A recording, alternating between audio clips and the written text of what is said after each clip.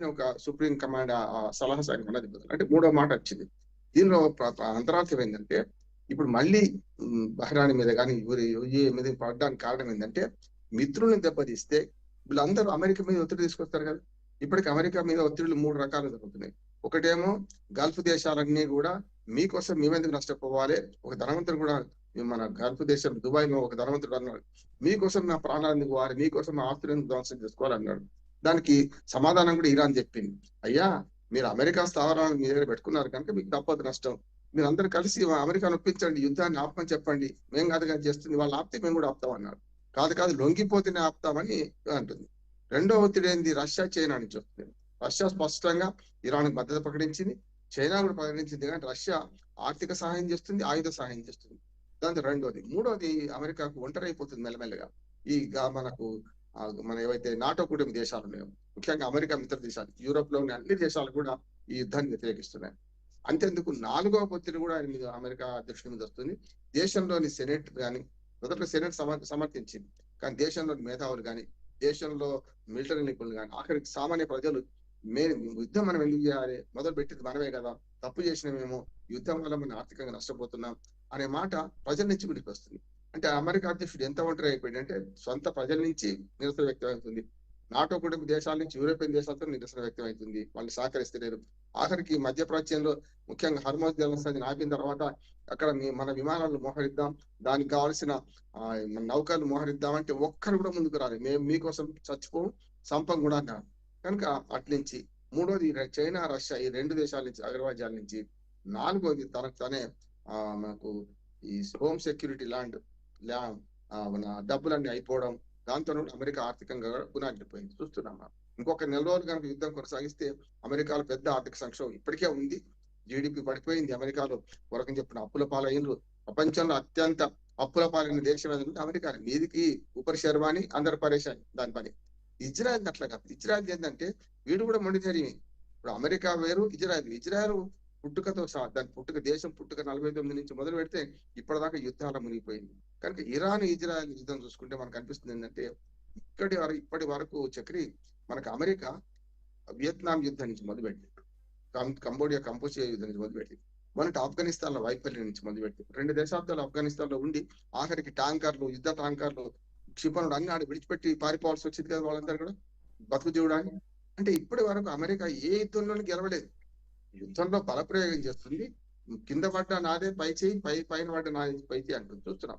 2వ ప్రపంచ యుద్ధానికి అమెరికా ఉనికి పెద్దగా లేకపోవచ్చు, కానీ 2వ ప్రపంచ యుద్ధం తర్వాత, ఐక్యరాజ్యం ఏర్పడిన తర్వాత 45 నుంచి ఇప్పటిదాకా అమెరికా చేస్తున్న ప్రతి యుద్ధం అధర్మ యుద్ధమే. ఆ యుద్ధంలో ప్రతిసారి ఓడిపోతూనే ఉంది. తెలిసి మనం ఎందుకు యుద్ధాలు దిగుతున్నాం, అనవసరంగా మనం మొదలు పెట్టింది కదా, వాళ్ళని అలచివేయడానికి ఇది పద్ధతి కాదు కదా. ఇజ్రాయెల్ మనం ఎందుకు ఇరుక్కోవాలి, ఇజ్రాయెల్ చేసుకునే పని చేసుకొని ఏడ్చేది ఉండే, ఆయుధ సహాయం చేసిన వేరే ఉంటుండే. కానీ ఇజ్రాయెల్ సహాయం చేసి విడిచిపెట్టి తగుదనమ్మని అమెరికా యుద్ధంలో పూర్తి స్థాయిలో పాల్గొనడం అనేది మంచిది కాదని సర్వత్వం వినిపిస్తుంది. కానీ ట్రంప్ ఎవరికి వింటలేడు కదా అని సమస్య వస్తుంది. కానీ ఇప్పుడు మొత్తం ఏంటంటే ఇంకా ఎన్ని వారాలు కొనసాగుతుందో తెలియదు. దీనివల్ల 3-4 నష్టాలు ఉంది. మొత్తం ప్రపంచం అంతా గ్యాస్ కొరత వచ్చింది, ప్రపంచం అంతా మనకు మన చమురు కొరత వచ్చింది. మూడోది, ఆర్థిక వ్యవస్థలు పడిపోతున్నాయి. చూస్తున్నామా, యూరోపియన్ కంట్రీస్ ఆర్థిక వ్యవస్థ పూర్తిగా అధ్వానం అయిపోయింది. కొన్ని దేశాల్లో పెట్రోల్ ధరలు 3 రెట్లు పెరిగినాయి, 300 రెట్లు పెరిగినాయి. 100 రూపాయలు అంటే 300 రూపాయలు అయింది. మనం ఆ స్థితికి రాలేదు, కానీ రాకుండా ఉండడానికి మనకు జాగ్రత్తలు మనం తీసుకుంటున్నాం. కనుక మనకు సెగంటింది, కానీ వాళ్ళలాగా పాకిస్తాన్ లాగానో ఇతర దేశాల్లాగా మనం నష్టపోయేది లేదు. కానీ అంత ప్రపంచం అంతా ఎదురు చూస్తుంది ఏంటంటే యుద్ధం ఎక్కడో అదే రాగాలి. ఎందుకంటే అందరం అద్దాల గద్ద కూర్చున్నాం కనుక మీరు అణుయుద్ధం వస్తే మాత్రం అందరం నష్టపోతాం. కనుక మొదలు బెటర్ అనుకుంటు చాలా మంది ఏమంటే 3వ ప్రపంచ యుద్ధం వస్తా అంటున్నారు. తప్పు అంటున్నాను. ఎందుకంటే మొదటి ప్రపంచ యుద్ధం, 2వ ప్రపంచ యుద్ధం వచ్చిన పరిస్థితులు వేరు. ఆనాటికి 2వ ప్రపంచ యుద్ధంలో చాలా నష్టం సవి చూసినాం. అంటే అణువాయుధాల వల్ల ఏం జరుగుతుందని హీరోషిమా, నాగసాకి ఈ 2 మన సిటీల మీద పడ్డ బాంబు చూసాము. ఆ తర్వాత ఇప్పటి వరకు ఆ ధైర్యం ఎవరు చేయలేదు, చెయ్యరు కూడా అంటున్నాను నేను. మామూలు చిన్న యూనియన్ కార్బైడ్ ప్రమాదం భోపాల్లో జరిగితే మన 40 ఏళ్ళు అవుతున్నా ఇప్పటికీ దాన్ని నిష్పరణ అనుభవిస్తున్నాం కదా. మన అణుయుద్ధం జరిగితే ఎంత పెద్ద నష్టం జరుగుతుంది. కనుక అందరూ అద్దాలుగా కూర్చున్నాం కనుక ఎవరు కూడా రాయి విసరడానికి సాహసించరు, ఈ యుద్ధాలు చేసుకుంటారు. దీనివల్ల భౌతిక యుద్ధాలు మాత్రం ప్రపంచం అంతా అతలాకుతలం అవుతుంది. మళ్ళొకసారి 1991లో నాకు ఆ పాత యుద్ధం గుర్తొస్తే అప్పుడు నేను రిపోర్టర్ గా చాలా క్రియాశీలకంగా ఉండేవాడిని. మామూలుగా ఈనాడు పత్రికలో ఉండేవాడిని అప్పుడు. అప్పుడు చూసుకుంటే మీకు చాలా వరకు ఆ యుద్ధ వార్తలు సేకరిస్తే ఆనాడు గల్ఫ్ యుద్ధంలో ప్రపంచంలో ఎట్లాంటి సంక్షోభం వచ్చింది 1991లో సరిగ్గా అదే సంక్షోభం మళ్ళీ ఇప్పుడు వచ్చే అవకాశం ఉందని నాకు అనిపిస్తుంది. అది జరిగితే మాత్రం పోయిన ఈ దేశాల ఆర్థిక వ్యవస్థ కనీసం ఒక దశాబ్దం 10 ఏళ్ళన్నా పడుతుందేమో మళ్ళీ కుదురుకోవడానికి కనిపిస్తుంది. గతంలో చూసాం మనం. యుఏఈ గాని అన్ని దేశాల ఆర్థిక వ్యవస్థ మొత్తం చిన్నాభిన్నం అయిపోయింది. నిన్నటిదాకా ధనవంతమైన దేశాలు మొత్తం పేద దేశాలు 15-20% జీడీపీ పడిపోయింది వాళ్ళకి. కనుక అటువంటి పరిస్థితి రావద్దని కోరుకుందాం. ఇప్పుడు ఒకటే ఒక మార్గం ఉన్నది ఏంటంటే ట్రంప్ ఆశాకిరణంగా కనిపిస్తుంది రష్యాని. రష్యా ఆపమంటే ఆపుతాడేమో యుద్ధం అని మాట్లాడుతున్నాడు. సరే చిన్న చిన్న దేశాలు మన ఫిలిప్పీన్స్ అధ్యక్షుడు మన దేశానికి వచ్చినప్పుడు ఆయన కూడా అదే అన్నాడు, నేను పోయి వచ్చినా అసలు భారతదేశం దాచుకుంటే యుద్ధం అవుద్దని చెప్పి. కావచ్చు దాన్ని నేను చిన్న దేశం అని తక్కువ చేయడం కాదు, కానీ మనం ఎప్పుడు కల్పించుకుంటాం? ఇద్దరు వింటామంటే కదా మన పెత్తనం వహించేది, పెద్దరికం వహించేది అంటున్నాం. ఇద్దరు మనం వింటామంటే మాత్రం మనకు ఉభయకోశల పని. ఇజ్రాయెల్ మనకు అనుకూలంగానే ఉంది, ఇరాన్ అనుకూలంగానే ఉంది.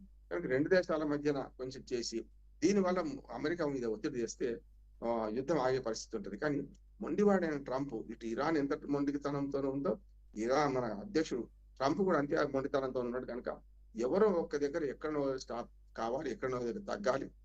తగ్గిన వాడు ఎప్పుడు తప్పు కాదు, తగ్గే ప్రయత్నం ఎవరు చేసినా మంచిది అంటున్నాను.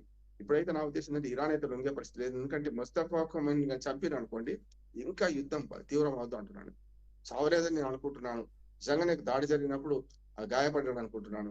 ఇంకొక ఏమైంది చక్రి, ఈ ఫ్యాక్షన్ రాజకీయాల్లో కానీ ఇట్లాంటి మనకు దుర్మార్గమైన భౌతిక యుద్ధాలు జరుగుతున్నప్పుడు నిజంగా చనిపోయినా చెప్పారంటున్నాను. నిజంగా ముస్తఫా ఖొమైనీ చనిపోయినా కూడా ఆయన ఉండడానికి నమ్మిస్తుంటారు. చూస్తున్నాం మనం. మా వామపక్ష తీవ్రవాదుల్లో అప్పుడు ఎన్కౌంటర్లు జరిగితే ఏం చేస్తారంటే ప్రధాన నాయకుడు చనిపోయిన అదే పేరు మీద మళ్ళీ ఇంకొక కొనసాగుతుంటారు. ఆషన్న అనే ప్రధాన నాయకుడు అలీ అస్మాల్ పుల్లానే ఉంటుంది అనుకోండి. వాళ్ళు చనిపోయినా అదే పేరు మీద వచ్చే నాయకత్వాన్ని కూడా కొనసాగిస్తూ ఆయన సత్య ఉండాలని భ్రమ కల్పిస్తుంటారు. సేమ్ అదే యుద్ధ తంత్రాన్ని ఇవాళ అవలంబిస్తుంది ఇరాన్ అంటున్నాను.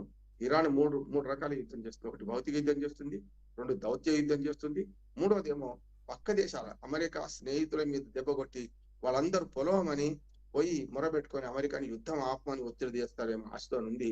ఒకవేళ ఈ ఒత్తిడి భరించలేదు అనుకోండి, ఖచ్చితంగా మొట్టమొదటి నష్టపోయే దేశం అమెరికా కాదు, ఈ గల్ఫ్ కంట్రీస్ మొత్తం మిగతా ఇరాన్ చుట్టుపక్కల ఉన్న గల్ఫ్ కంట్రీస్ మొత్తం కూడా హార్మోజ్ జలసంధి ఇంకొక 15 రోజులు కనుక మూసుకుపోయి కొన్నిటి గెలిచారు. అప్పుడు ఏమవుతుందంటే ఖచ్చితంగా ఈ గల్ఫ్ కంట్రీస్ అన్నిటి కూడా ఇంధనం ఉంటది, రవాణా మార్గం ఉండదు. వీటి వల్ల ఏమవుతుందంటే ప్రతిరోజు అమ్మే దానివల్ల చాలా పడిపోతుంది. యుఏఈ కొంతవరకు తట్టుకోగలిగింది పోయినసారి, కానీ ఇప్పుడు అది కూడా దాని ఆర్థిక పరిస్థితులు బాగాలేదంటున్నారు. మిగతా కువైట్ కానీ, ఖతార్ కానీ, బహ్రెయిన్ కానీ, యుఏఈ కానీ, దుబాయ్ కానీ. ఎంత దుర్మార్గం అంటే ఒక మాట చెప్తాను చక్రి, దుబాయ్ లో ఇవాళ ఒక భూతల స్వర్గం అంటాం. భూతల స్వర్గం ఎందుకంటాం అంటే ఎక్కడెక్కడ ధనవంతులు అక్కడ ఆదాయ పన్ను లేదు, అక్కడ పోయి ఇల్లు కట్టుకొని బ్రహ్మాండంగా ఎడారిలో ఓయాసిస్టులు సృష్టించుకొని బ్రహ్మాండంగా వాళ్ళు చేస్తున్నారు. అటువంటి దగ్గర భద్రత లేకపోతే ఎవడుంటాడు? చూస్తున్నాం కదా మనం. చాలా మంది ధనవంతులు అంతిమంగా సోర్స్ ఎక్కడ అంటే అమెరికా అనుకుంటలేదు. దుబాయ్కి వెళ్ళి అక్కడ ఆదాయ పన్ను లేదు, ఎంత సంపాదించుకొని అడిగే వాళ్ళు లేడు, భూములు కొనుక్కోవచ్చు, బ్రహ్మాండంగా సముద్ర పొట్టున ఇల్లు కట్టుకోవచ్చు, ఉండొచ్చు అనే మాట ఉన్నది, అన్ని సౌకర్యాలు. అటువంటి వాళ్ళు కూడా ఇవాళ భద్రతకు భంగం కలిగేలాగా ఉన్నప్పుడు తప్పనిసరి వాళ్ళందరూ భయపడుతున్నారు.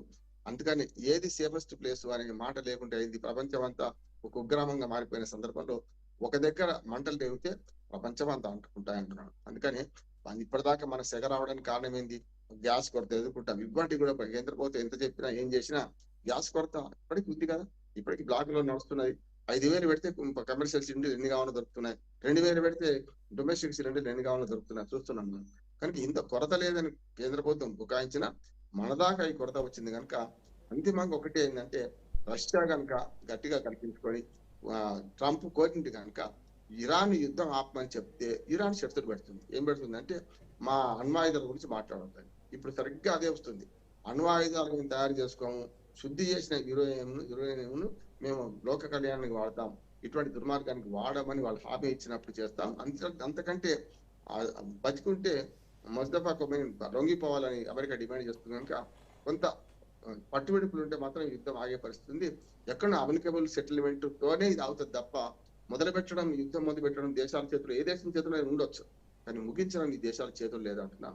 ఈ పరిస్థితులలో ఉక్రెయిన్ రష్యా యుద్ధం ఎటుపోయిందో తెలియదు, ఆఫ్ఘనిస్తాన్ పాకిస్తాన్ యుద్ధం ఎటుపోయిందో తెలుస్తలేదు. మనం చూస్తున్నాం కదా, ఆ యుద్ధాలు పుటాపుట కొట్టుకుంటున్నారు, నడుస్తూనే ఉంది. కానీ ఈ mind diversion politics, mind game రాజకీయాలకు ఈ యుద్ధం బాగా పనికొచ్చింది. ముఖ్యంగా దీని లాభపడ్డది అమెరికా కాదు, రష్యా లాభపడ్డది. అమెరికా రష్యా ఉక్రెయిన్ యుద్ధం గురించి ఎవరు మాట్లాడేవాళ్ళు లేకుండా అయింది ఇప్పుడు కదా, మొన్నటిదాకా అందరికి కనిపించడం. అట్లాగే పాకిస్తాన్ ఆఫ్ఘనిస్తాన్ యుద్ధం గురించి ఎవరు మాట్లాడే పరిస్థితి లేకుండా అయింది. దీనికి ఎండ్ కార్డ్ ఎప్పుడు పడుతుంది అంటే ఖచ్చితంగా అమెరికా ఇరాన్ రెండిట్లో ఎవరో ఒకరు తగ్గితే తప్ప దీనికి ఎండ్ కార్డ్ పడే పరిస్థితి లేదనిపిస్తున్నారు. Right, thank you Bandaru Ramarao garu, మీ అభిప్రాయాలు షేర్ చేసుకుంది. ఇది వాటి స్పెషల్ డిబేట్. చూస్తూనే ఉండండి రాజ్ న్యూస్.